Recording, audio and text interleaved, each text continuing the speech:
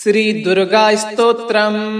श्रीकृष्ण उवाच त्वमेव सर्वजननी मूलप्रकृतिस्वरी त्वमेवाद्या सृष्टिविधो स्वेच्छा त्रिगुणात्मिका कार्यार्थे सद्गुणा त्वं च वस्तुतो निर्गुणा स्वयं परब्रह्म स्वरूपा त्वं सत्या नित्या सनातनी तेजः स्वरूपा परमा भक्तानुग्रह विग्रहा सर्वस्वरूपा सर्वेशा सर्वधारा परात्परा सर्वबीजे स्वरूपा च सर्वपूज्या निराश्रया सर्वज्ञा सर्वतो भद्रा सर्वमङ्गलमङ्गला सर्वबुद्धि स्वरूपा च सर्वशक्ति स्वरूपिणी सर्वज्ञानप्रदा देवी सर्वज्ञा सर्वभाविनी त्वं स्वाहा देवदाने च पितृदाने स्वधा स्वयं दक्षिणा सर्वदाने च सर्वशक्ति स्वरूपिणी निन्द्रा त्वं च दया त्वं च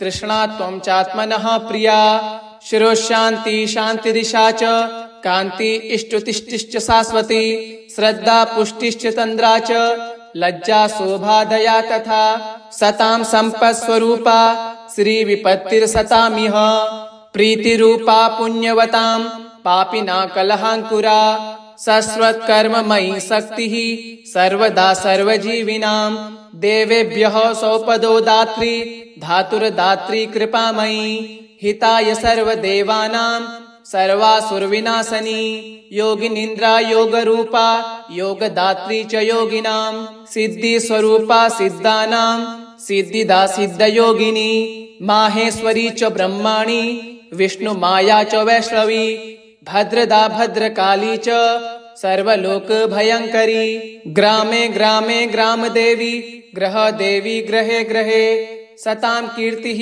प्रतिष्ठा च निन्दा त्वं सतां सदा महायुद्धे महामारी दुष्टसंहाररूपिणी रक्षास्वरूपशिष्टानां मातेव हितकारिणी वन्द्या पूज्या स्तुता त्वं च ब्रह्मादीनां च सर्वदा ब्रह्मण्यरूपा विप्राणां तपस्या च तपस्विनां विद्या विद्यावतां त्वं च बुद्धिर्बुद्धिमतां सतां मेधा स्मृति स्वरूपा च प्रतिभा प्रतिभावतां राज्ञां प्राप्तरूपा च विसां वाणिज्यरूपिणी सृष्टो सृष्टि स्वरूपा त्वं रक्षारूपा च पालने तथान्ते त्वं महामारी विश्वे विश्वस्य पूजिते कालरात्रिर्महारात्रिर्मोहरात्रिश्च मोहिनी दुरत्यया मे माया त्वं यया सम्मोहितं जगत् यया मुग्धो हि विद्वांस मोक्षमार्गं न पश्यति इत्यामना कृतं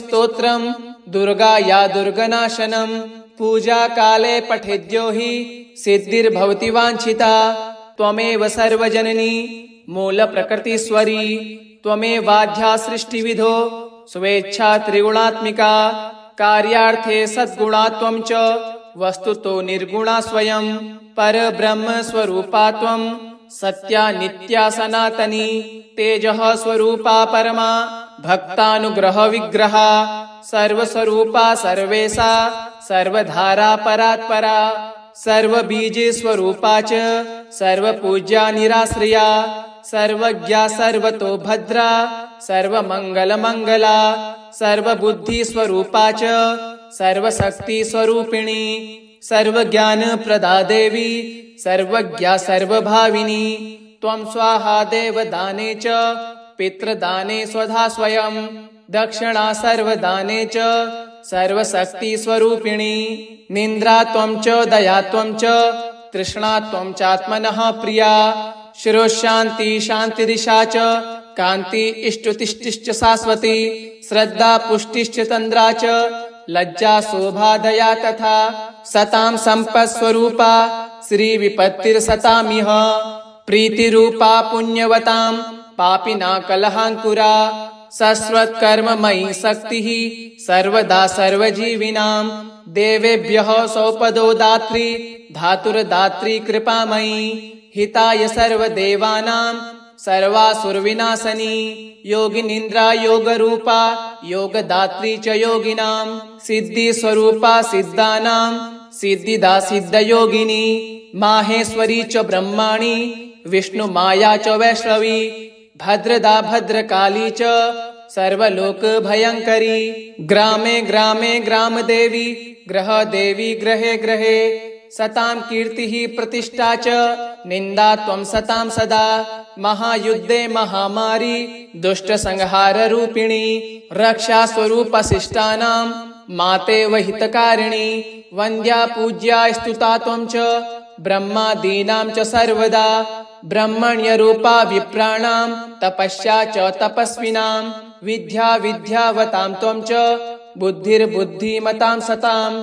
मेधा स्मृति स्वरूपा च प्रतिभा प्रतिभावतां।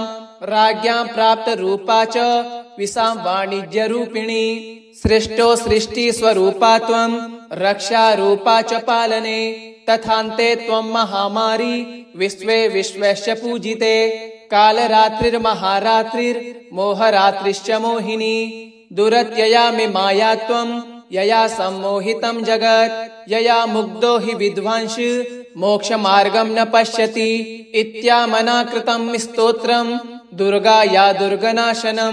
पूजा काले पठेद्यो हि सिद्धिर्भवति वाञ्छिता। त्वमेव सर्वजननी मूलप्रकृतिस्वरी। त्वमेवाद्या सृष्टिविधो स्वेच्छा त्रिगुणात्मिका। कार्यार्थे सद्गुणा त्वं च वस्तुतो निर्गुणा स्वयं। परब्रह्मस्वरूपा त्वं सत्या नित्या सनातनी। तेजः स्वरूपा परमा भक्तानुग्रहविग्रहा। सर्वस्वरूपा सर्वेशा सर्वधारा परात्परा। सर्वबीजस्वरूपा च सर्वपूज्या निराश्रया। सर्वज्ञा सर्वतो भद्रा सर्वमङ्गलमङ्गला। सर्वबुद्धिस्वरूपा च सर्वशक्तिस्वरूपिणी। सर्वज्ञानप्रदा देवी सर्वज्ञा सर्वभाविनी। त्वं स्वाहा देवदाने च पितृदाने स्वधा स्वयं। दक्षिणा सर्वदाने च सर्वशक्तिस्वरूपिणी। निन्द्रा त्वं च दया त्वं च तृष्णा त्वं चात्मनः प्रिया। शिरोशान्ति शान्तिदिशा च कान्ति इष्टुतिष्ठिश्च शाश्वती। श्रद्धा पुष्टिश्च तन्द्रा च लज्जा शोभा दया तथा।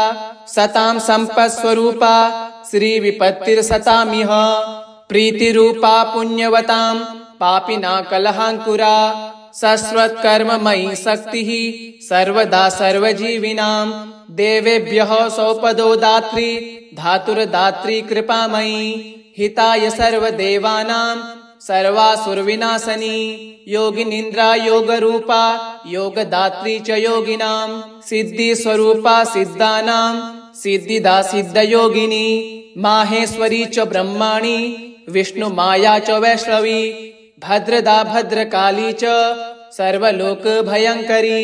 ग्रामे ग्रामे ग्रामदेवी ग्रहदेवी ग्रहे ग्रहे सतां कीर्तिः प्रतिष्ठा च निन्दा त्वं सतां सदा। महायुद्धे महामारी दुष्टसंहाररूपिणी रक्षा स्वरूपशिष्टानां मातेव हितकारिणी। वन्द्या पूज्या स्तुता त्वं च ब्रह्मादीनां च सर्वदा। ब्रह्मण्यरूपा विप्राणां तपस्या च तपस्विनां। विद्या विद्यावतां त्वं च बुद्धिर्बुद्धिमतां सतां। मेधा स्मृति स्वरूपा च प्रतिभा प्रतिभावतां। राज्ञां प्राप्तरूपा च विसां वाणिज्यरूपिणी। सृष्टो सृष्टि स्वरूपा त्वं रक्षारूपा च पालने। तथान्ते त्वं महामारी विश्वे विश्वस्य पूजिते। कालरात्रिर्महारात्रिर्मोहरात्रिश्च मोहिनी। दुरत्यया मे माया त्वं यया सम्मोहितं जगत्। यया मुग्धो हि विद्वांस मोक्षमार्गं न पश्यति। इत्यामना कृतं स्तोत्रं दुर्गा या दुर्गनाशनं। पूजा काले पठेद्यो हि सिद्धिर्भवति वाञ्छिता। त्वमेव सर्वजननी मूलप्रकृतिस्वरी। त्वमेवाद्या सृष्टिविधो स्वेच्छा त्रिगुणात्मिका। कार्यार्थे सद्गुणा त्वं च वस्तुतो निर्गुणा स्वयं। परब्रह्मस्वरूपा त्वं सत्या नित्या सनातनी। तेजः स्वरूपा परमा भक्तानुग्रहविग्रहा। सर्वस्वरूपा सर्वेशा सर्वधारा परात्परा। सर्वबीजस्वरूपा च सर्वपूज्या निराश्रया। सर्वज्ञा सर्वतो भद्रा सर्वमङ्गलमङ्गला सर्वबुद्धिस्वरूपा च सर्वशक्तिस्वरूपिणी सर्वज्ञानप्रदा देवी सर्वज्ञा सर्वभाविनी त्वं स्वाहा देवदाने च पितृदाने स्वधा स्वयं दक्षिणा सर्वदाने च सर्वशक्तिस्वरूपिणी निन्द्रा त्वं च दया त्वं च तृष्णा त्वं चात्मनः प्रिया शिरोशान्ति शान्तिदिशा च कान्ति इष्टुतिष्ठिश्च शाश्वती श्रद्धा पुष्टिश्च तन्द्रा च लज्जा शोभा दया तथा सतां सम्पत्स्वरूपा श्रीविपत्तिर्सतामिह प्रीतिरूपा पुण्यवतां पापिना कलहाङ्कुरा शाश्वतकर्ममयी शक्तिः सर्वदा सर्वजीविनां देवेभ्यः सौपदो दात्री धातुर्दात्री कृपामयी हिताय सर्वदेवानां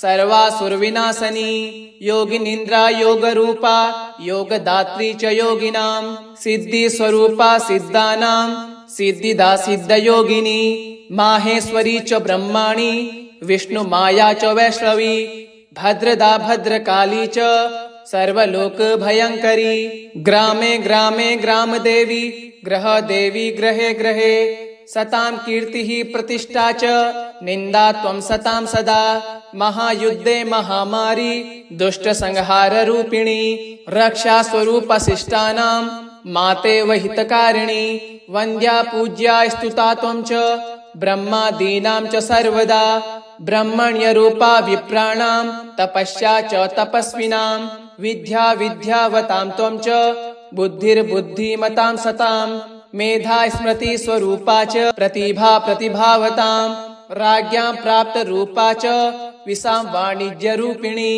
सृष्टो सृष्टि स्वरूपा त्वं रक्षा रूपा च पालने तथान्ते त्वं महामारी विश्वे विश्वस्य पूजिते कालरात्रिर्महारात्रिर्मोहरात्रिश्च मोहिनी दुरत्यया मे माया त्वं यया सम्मोहितं जगत् यया मुग्धो हि विद्वांस मोक्षमार्गं न पश्यति इत्यामना कृतं स्तोत्रं दुर्गा या दुर्गनाशनं पूजा काले पठेद्यो हि सिद्धिर्भवति वाञ्छिता त्वमेव सर्वजननी मूलप्रकृतिस्वरी त्वमेवाद्या सृष्टिविधो स्वेच्छा त्रिगुणात्मिका कार्यार्थे सद्गुणा त्वं च वस्तुतो निर्गुणा स्वयं परब्रह्म स्वरूपा त्वं सत्या नित्या सनातनी तेजः स्वरूपा परमा भक्तानुग्रह विग्रहा सर्वस्वरूपा सर्वेशा सर्वधारा परात्परा सर्वबीज स्वरूपा च सर्वपूज्या निराश्रया सर्वज्ञा सर्वतो भद्रा सर्वमङ्गलमङ्गला सर्वबुद्धिस्वरूपा च सर्वशक्तिस्वरूपिणी सर्वज्ञानप्रदा देवी सर्वज्ञा सर्वभाविनी त्वं स्वाहा देवदाने च पितृदाने स्वधा स्वयं दक्षिणा सर्वदाने च सर्वशक्तिस्वरूपिणी निन्द्रा त्वं च दया त्वं च तृष्णा त्वं चात्मनः प्रिया शिरोशान्ति शान्तिदिशा च कान्ति इष्टुतिष्ठिश्च शाश्वती श्रद्धा पुष्टिश्च तन्द्रा च लज्जा शोभा दया तथा सतां सम्पत्स्वरूपा श्रीविपत्तिर्सतामिह प्रीतिरूपा पुण्यवतां पापिना कलहाङ्कुरा शाश्वतकर्ममयी शक्तिः सर्वदा सर्वजीविनां देवेभ्यः सौपदो दात्री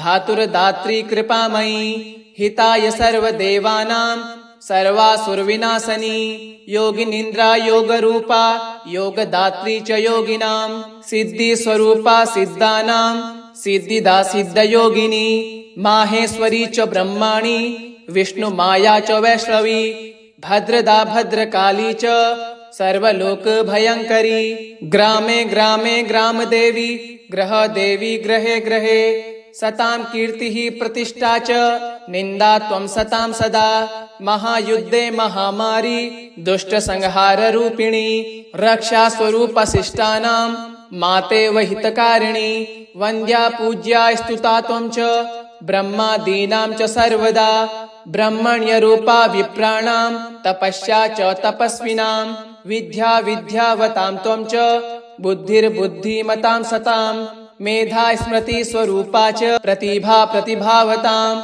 राज्ञां प्राप्त रूपा च विसां वाणिज्य रूपिणी सृष्टो सृष्टि स्वरूपा त्वं रक्षा रूपा च पालने तथान्ते त्वं महामारी विश्वे विश्वस्य पूजिते कालरात्रिर्महारात्रिर्मोहरात्रिश्च मोहिनी दुरत्यया मे माया त्वं यया सम्मोहितं जगत् यया मुग्धो हि विद्वांस मोक्षमार्गं न पश्यति इत्यामनाकृतं स्तोत्रं दुर्गा या दुर्गनाशनं पूजा काले पठेद्यो हि सिद्धिर्भवति वाञ्छिता त्वमेव सर्वजननी मूल प्रकृतिस्वरी त्वमेवाध्या सृष्टिविधो स्वेच्छा त्रिगुणात्मिका कार्यार्थे सद्गुणा त्वं च वस्तुतो निर्गुणा स्वयं परब्रह्म स्वरूपा त्वं सत्या नित्या सनातनी तेजः स्वरूपा परमा भक्तानुग्रह विग्रहा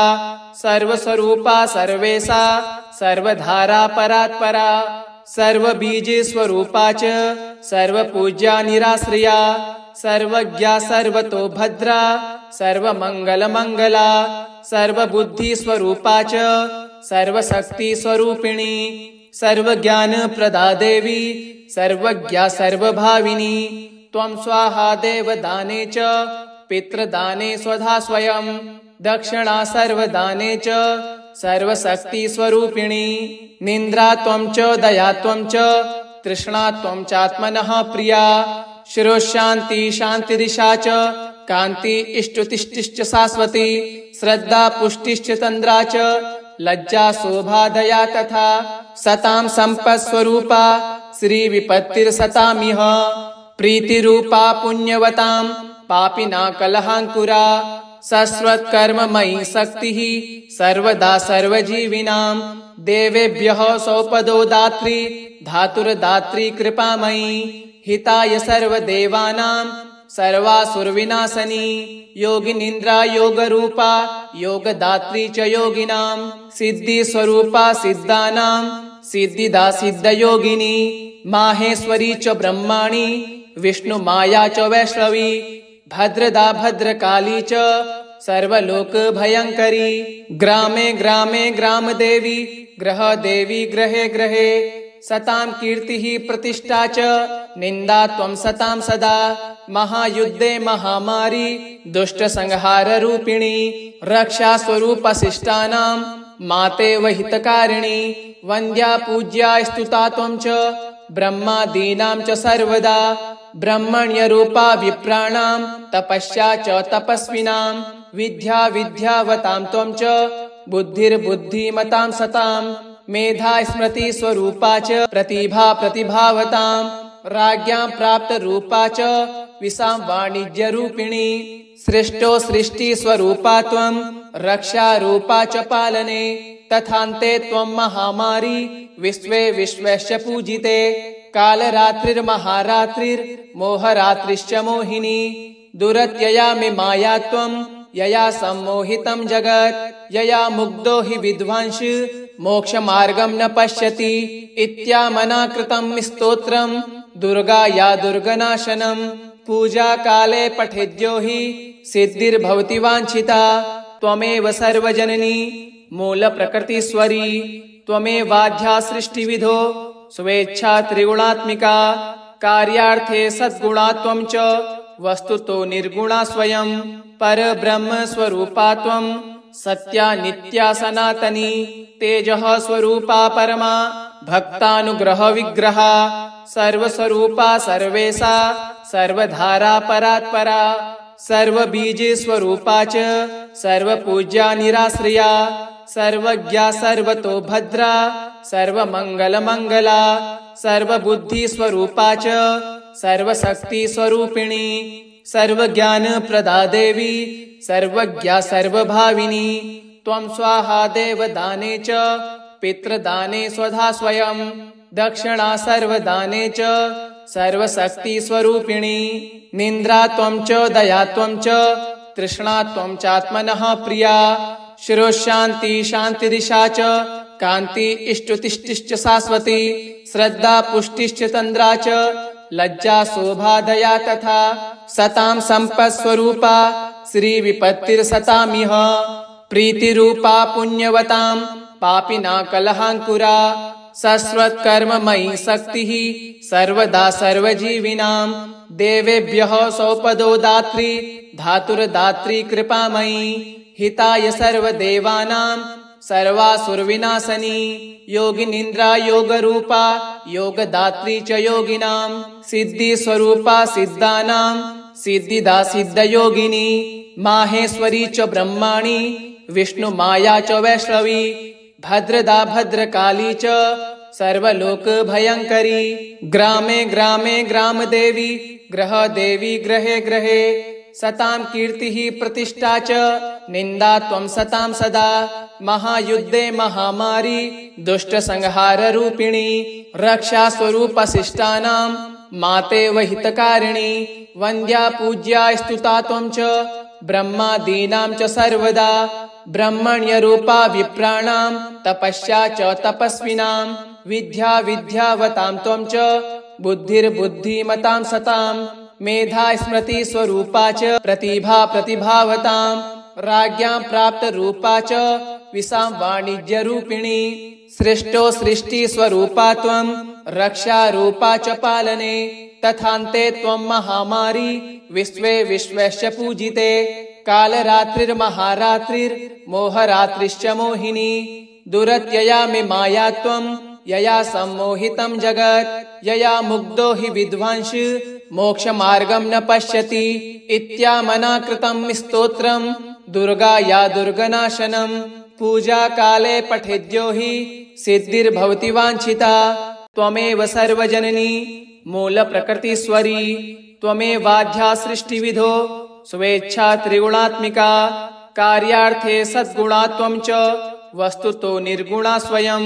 परब्रह्म स्वरूपा त्वं सत्या नित्या सनातनी तेजः स्वरूपा परमा भक्तानुग्रह विग्रहा सर्वस्वरूपा सर्वेशा सर्वधारा परात्परा सर्वबीज स्वरूपा च सर्वपूज्या निराश्रया सर्वज्ञा सर्वतो भद्रा सर्वमङ्गलमङ्गला सर्वबुद्धि स्वरूपा च सर्वशक्ति स्वरूपिणी सर्वज्ञानप्रदा देवी सर्वज्ञा सर्वभाविनी त्वं स्वाहा देवदाने च पितृदाने स्वधा स्वयं दक्षिणा सर्वदाने च सर्वशक्ति स्वरूपिणी निन्द्रा त्वं च दया त्वं च तृष्णा त्वं चात्मनः प्रिया शिरोशान्ति शान्तिदिशा च कान्ति इष्टुतिष्ठिश्च शाश्वती श्रद्धा पुष्टिश्च तन्द्रा च लज्जा शोभा दया तथा सतां सम्पत्स्वरूपा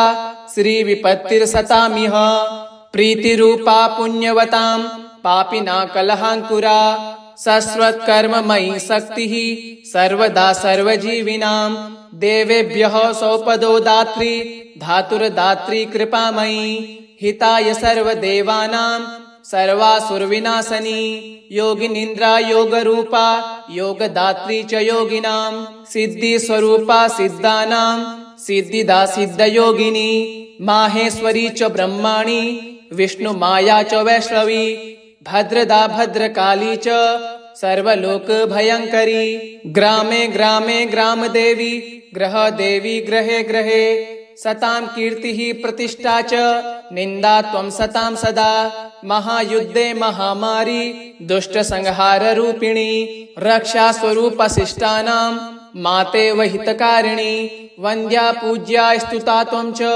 ब्रह्मादीनां च सर्वदा ब्रह्मण्यरूपा विप्राणां तपस्या च तपस्विनां विद्या विद्यावतां त्वं च बुद्धिर्बुद्धिमतां सतां मेधा स्मृति स्वरूपा च प्रतिभा प्रतिभावतां राज्ञां प्राप्तरूपा च विसां वाणिज्यरूपिणी सृष्टो सृष्टि स्वरूपा त्वं रक्षारूपा च पालने तथान्ते त्वं महामारी विश्वे विश्वस्य पूजिते कालरात्रिर्महारात्रिर्मोहरात्रिश्च मोहिनी दुरत्यया मे माया त्वं यया सम्मोहितं जगत् यया मुग्धो हि विद्वांस मोक्षमार्गं न पश्यति इत्यामना कृतं स्तोत्रं दुर्गा या दुर्गनाशनं पूजा काले पठेद्यो हि सिद्धिर्भवति वाञ्छिता त्वमेव सर्वजननी मूलप्रकृतिस्वरी त्वमेवाद्या सृष्टिविधो स्वेच्छा त्रिगुणात्मिका कार्यार्थे सद्गुणा त्वं च वस्तुतो निर्गुणा स्वयं परब्रह्म स्वरूपा त्वं सत्या नित्या सनातनी तेजः स्वरूपा परमा भक्तानुग्रह विग्रहा सर्वस्वरूपा सर्वेशा सर्वधारा परात्परा सर्वबीजे स्वरूपा च सर्वपूज्या निराश्रया सर्वज्ञा सर्वतो भद्रा सर्वमङ्गलमङ्गला सर्वबुद्धि स्वरूपा च सर्वशक्ति स्वरूपिणी सर्वज्ञानप्रदा देवी सर्वज्ञा सर्वभाविनी त्वं स्वाहा देवदाने च पितृदाने स्वधा स्वयं दक्षिणा सर्वदाने च सर्वशक्ति स्वरूपिणी निन्द्रा त्वं च दया त्वं च तृष्णा त्वं चात्मनः प्रिया शिरोशान्ति शान्तिदिशा च कान्ति इष्टुतिष्ठिश्च शाश्वती श्रद्धा पुष्टिश्च तन्द्रा च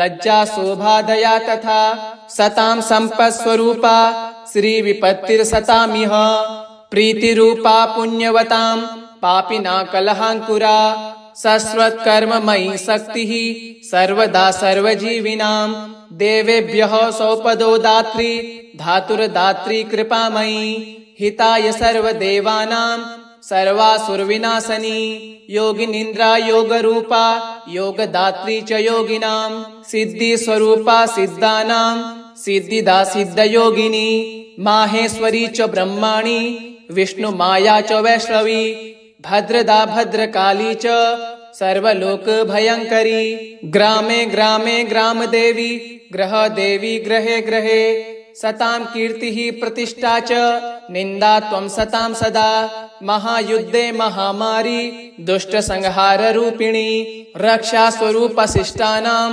मातेव हितकारिणी वन्द्या पूज्या स्तुता त्वं च ब्रह्मादीनां च सर्वदा ब्रह्मण्यरूपा विप्राणां तपस्या च तपस्विनां विद्या विद्यावतां त्वं च बुद्धिर्बुद्धिमतां सतां मेधा स्मृति स्वरूपा च प्रतिभा प्रतिभावतां राज्ञां प्राप्त रूपा च विसां वाणिज्य रूपिणी सृष्टो सृष्टि स्वरूपा त्वं रक्षा रूपा च पालने तथान्ते त्वं महामारी विश्वे विश्वस्य पूजिते कालरात्रिर्महारात्रिर्मोहरात्रिश्च मोहिनी दुरत्यया मे माया त्वं यया सम्मोहितं जगत् यया मुग्धो हि विद्वांस मोक्षमार्गं न पश्यति इत्यामनाकृतं स्तोत्रं दुर्गा या दुर्गनाशनं पूजा काले पठेद्यो हि सिद्धिर्भवति वाञ्छिता त्वमेव सर्वजननी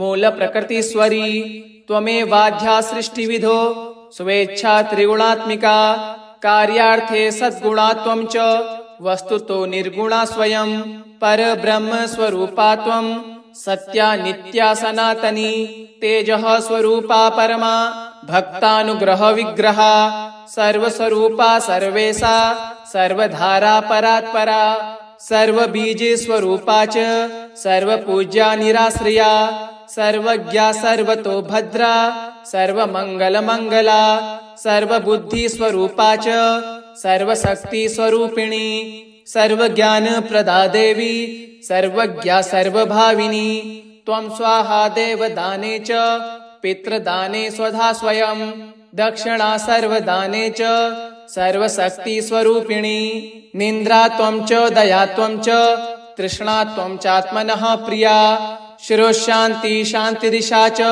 कान्ति इष्टुतिष्ठिश्च शाश्वती श्रद्धा पुष्टिश्च तन्द्रा च लज्जा शोभा दया तथा सतां सम्पत्स्वरूपा श्रीविपत्तिर्सतामिह प्रीतिरूपा पुण्यवतां पापिना कलहाङ्कुरा शाश्वतकर्ममयी शक्तिः सर्वदा सर्वजीविनां देवेभ्यः सौपदो दात्री धातुर्दात्री कृपामयी हिताय सर्वदेवानां सर्वासुरविनाशनी योगिनिन्द्रा योगरूपा योगदात्री च योगिनां सिद्धिस्वरूपा सिद्धानां सिद्धिदा सिद्धयोगिनी माहेश्वरी च ब्रह्माणी विष्णुमाया च वैष्णवी भद्रदा भद्रकाली च सर्वलोक भयंकरी। ग्रामे ग्रामे ग्रामदेवी ग्रहदेवी ग्रहे ग्रहे सतां कीर्तिः प्रतिष्ठा च निन्दा त्वं सतां सदा।